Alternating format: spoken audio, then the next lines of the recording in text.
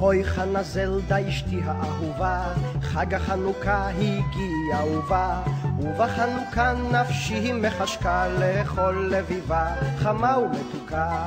הוי רבי קלמן אישי היקר, אצלי במטבח, קמח לא נשאר בעלי היקר, ואיך זה אוכל להכין לביבה, בלי קמח בכלל.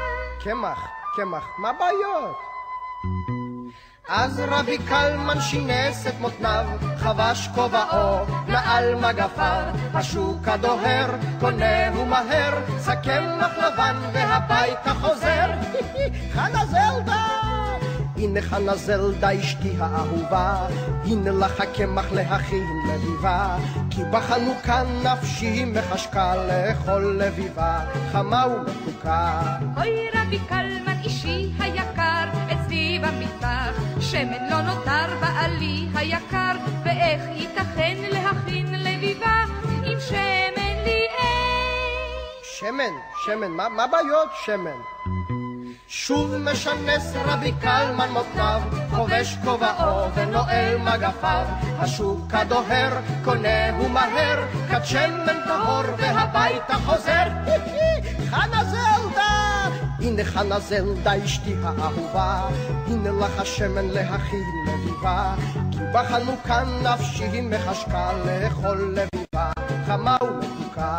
אוי רבי קלמן אישי היקר, אצלי במטבח, לא נשאר סוכר בעלי היקר, ואיך זה אפשר להכין לביבה בלי טיפת סוכר? אני שואלת אותך איך? מה בעיות סוכר?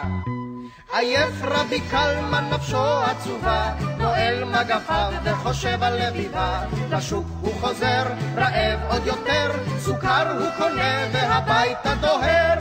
חנה זלדה!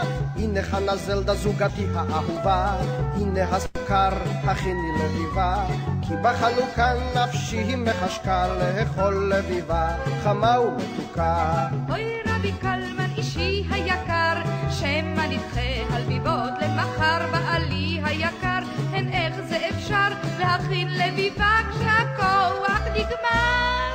כוח? מה בעיות כוח?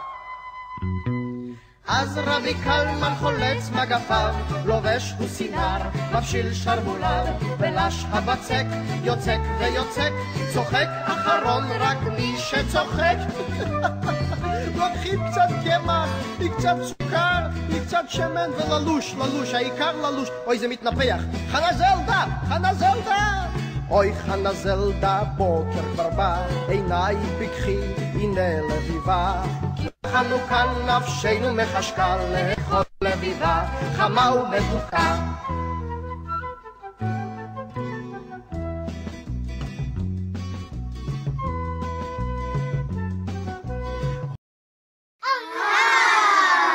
Ah!